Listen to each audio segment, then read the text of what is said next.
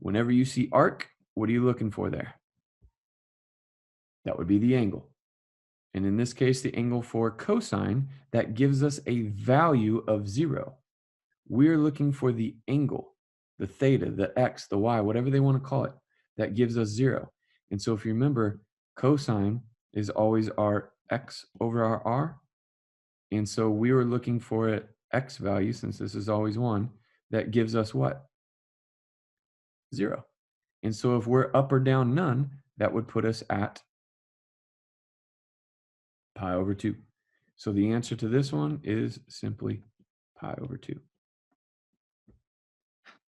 So let's see if you can do this part B on your own. I'll pause very quickly here to see if you can get it.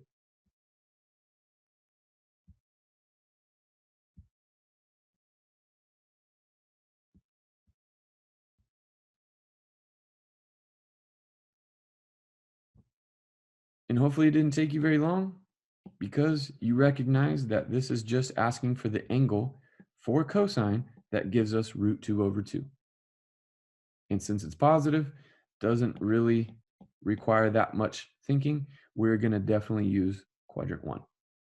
And so in this case, you should have come up with the answer of pi over 4. Not too bad. Remember, this is the first section that we're dealing with this, so it will get a little bit more intense. So let's look at some of the reciprocal functions as well as tangent. So this one's even more obvious because now they're asking you to find theta. So whether they actually physically put arc or to the -1 inverse and say, you need to know that you're finding the angle.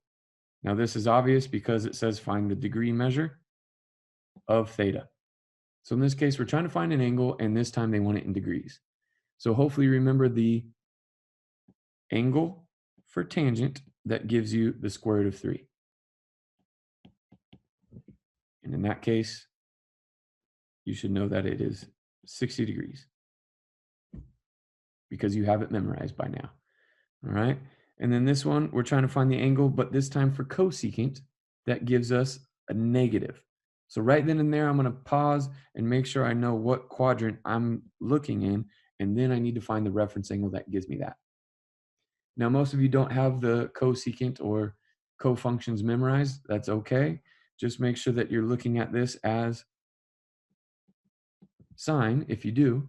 But remember, you're going to be looking at where sine is equal to, if I took that and flipped it, 1 over root 2, which is the same as root 2 over 2 if you multiply by a fancy 1. So in this case, what we're really looking for is where sine's angle, or inverse, is equal to root 2 over 2, which hopefully now you all see it. That would be a 45-degree reference angle. And then that would mean that we would have to make sure that we give them the negative value.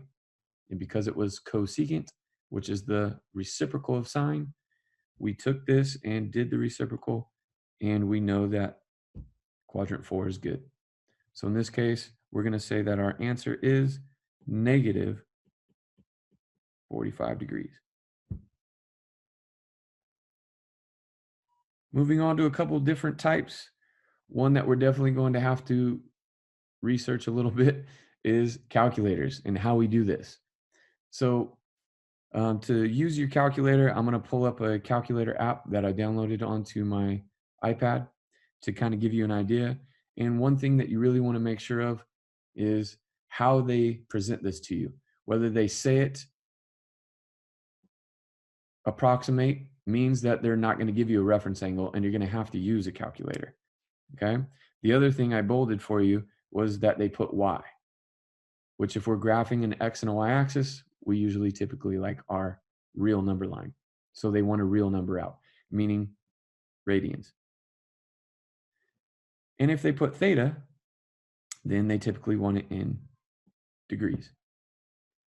So in this case, I'm going to make sure that I allow you all to get your time to grab your calculator, and I'll go ahead and do that on my app as well.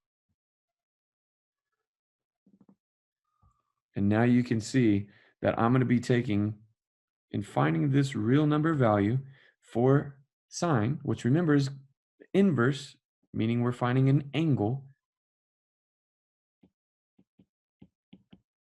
for this 0.8192643.9. And so all you have to do is type that into your calculator. And so every calculator behaves a little bit differently. Some like you to input that 0.8192643.9 in first and then hit the inverse sign, and some like the inverse sign and then that. Either way, make sure that you either look up how to use it in your manual or Google it. Otherwise, I'll make sure I show you that right now. To find the inverse, a lot of times you can see it right up there. You're going to have to hit the second key in order to get the inverse sign. And then that 0.81926.81926.439. And whether you finish it off or not, hit equals, and it will always give you an angle. What you got to be careful of is sometimes they only give you the reference angle. You may have to put it in the proper quadrant, but we'll talk about that when the time comes. So the answer to this one is simply 55 degrees, but that's a problem because they said they wanted it in radians. So if you remember early on, we actually took and rewrote these things in terms of a funny looking one, pi over 180 degrees. And that would allow you to rewrite this in terms of radians. Okay. As far as part B goes, this one is in degrees. So this one wouldn't be too much trouble, but remember it is a negative. And where cosine is negative, if we prefer quadrants 1 and 4, we can't use quadrant 4 because cosine is also negative there. And so unfortunately, we're going to have to make sure that whatever angle we get, it is in the proper quadrant, and that's quadrant 2. So I'll go back to my calculator, clear that, make sure that I'm on the second button so that I get my arc cos or inverse cosine. And I want it negative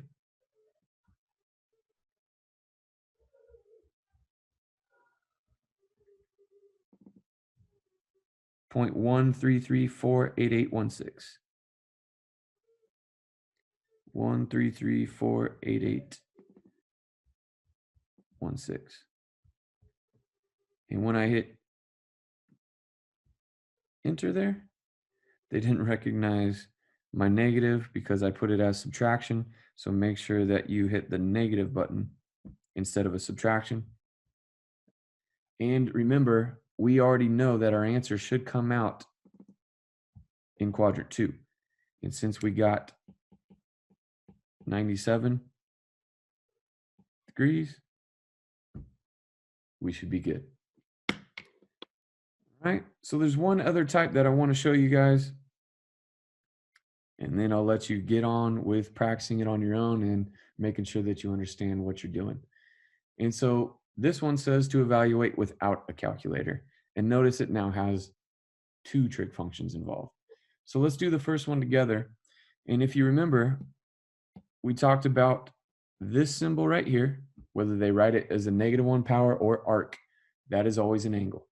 So if you look at the big picture here, we're trying to find cosine of some angle. And what that angle is, I don't really care. Because what I'm really trying to find is just the cosine of that angle, which means all I really need to find are the x and the r. And if you notice, they already told us, because of sine of that angle, they gave us the y and the r. So because it's positive, I know I'm in what quadrant? Hopefully you all said quadrant 1. So when I go to draw this, I will then rewrite this whole thing as theta, and I will include the 2 values that I know. One was the y, which is a positive 2, and the other was the r, which was 3. And hopefully now you all see all we're missing is the x value. And so we can just use a little Pythagorean theorem to find that x value, which would be x squared plus 2 squared equals 3 squared. Remember, it's not always whatever you're missing as the one that's by itself.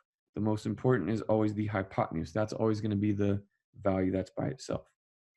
And so my next step would be to just take and square each of those pieces and then solve for my x, which means the next step would be to subtract 4. And now I got x squared equals 5. And in order to find what x actually is, remember you'd have to take the square root. And when you take the square root, you have to put the plus or the minus. Because depending on what quadrant we're in, any of these values could be positive or negative. But because I knew that this direction was up, I knew that's positive. And because this direction is to the right, I knew that had to be a positive value. And don't forget our radius, is always positive. So in this case, I know that I'm dealing with the positive square root of 5 for my x. And if you remember, they were asking us to find cosine of whatever angle, which we didn't actually need to know, was equal to, and we just found the x value, so we get the square root of 5 over our r, which we already knew, which was 3. And so our answer to that is the square root of 5 over 3. Now remember, if there is a square root on the bottom, then you're going to have to rationalize the denominator, but we're good at that by now. So hopefully you guys can see what this one is going to entail, because it is a little bit more difficult. But the big picture is, I know that that means an angle. So when I rewrite this as cosine of, notice though it is 2 times my angle. So you guessed it, we're going to have to use a what, unfortunately? That's right, a double angle formula. Now, remember, even though that this represents an angle for tangent, this is still a ratio. And because it's negative, remember, all students take calculus or text in class. We are definitely not in quadrant 1, never in quadrant 3. And because it's tangent, we can deal with negatives in quadrant 4. So when I go to graph this, I will be drawing it like so. And what I always like to do so that I don't make mistakes is put that this is going to be positive something, this is going to be negative something, and this is always going to be positive something, because I know that I'm dealing with these values. And if you notice, we know tangent, even though they only gave us the -2, we can put it over 1, and tangent is always the y over the x. Now this negative can be on either part, but that's why I already have it here. In this case, it's set up pretty well. That would be the negative, and this would be the positive. And again, you can see we're going to have to use the Pythagorean theorem in order to find this. And you guys will get good at these if you haven't already. You can start seeing that it's just going to be 1 squared plus a -2 squared equals our r squared. And so we're going to get a 1 plus 4, which happens to be another for r square root of 5. So now that I have that value, I can find anything for theta. The problem is we don't have theta. What do we actually have? That's right. We have cosine of 2 theta. And that is one of those that we don't prefer, because it actually has 3 different options for our cosine double angle identities. So the one that I'm going to use is 2 cosine squared of our angle minus 1. And I'm going to have to evaluate, which I already know some of these things, don't I? I already know the 2. I need to know the cosine theta, and I need to square it, and then I need to subtract 1. So in order to do this, the only thing that we're missing right now is simply what cosine theta is. And because I already know everything in that quadrant 4 triangle over there for theta, remember cosine is just the x over the r. So in this case, I'm going to be taking 1 over the square root of 5. And notice I didn't rationalize it yet, because I'm looking ahead, I'm thinking ahead, and I already know that I'm going to have to square this whole thing. And so when I square the square root, it's going to disappear anyways. So in this case, I still have the 2. When I square 1, I get 1. And when I square a square root, I get what comes out, which is the 5. And then I still have the minus 1. So in this case, I will take and multiply straight across, which is a 2 over 5. And I'm going to rewrite my 1 so that it has a common denominator. And I will get a final answer of how many fifths? Well, I got 2 here, and I'm trying to subtract 5. So that would give me negative 3/5. All right, so this is going to take some getting used to, but remember, the overlying theme is when you are dealing with arc or that little -1, the inverse, you are finding angles. And we only want one answer out. Positives, all going to be in quadrant 1. Negatives, preferably in quadrant 4. But if it can't be in quadrant 4, then it has to go to quadrant 2. Never use quadrant 3. All right, I hope that makes sense. You guys got to practice to get the hang of it. Let me know if you have any questions.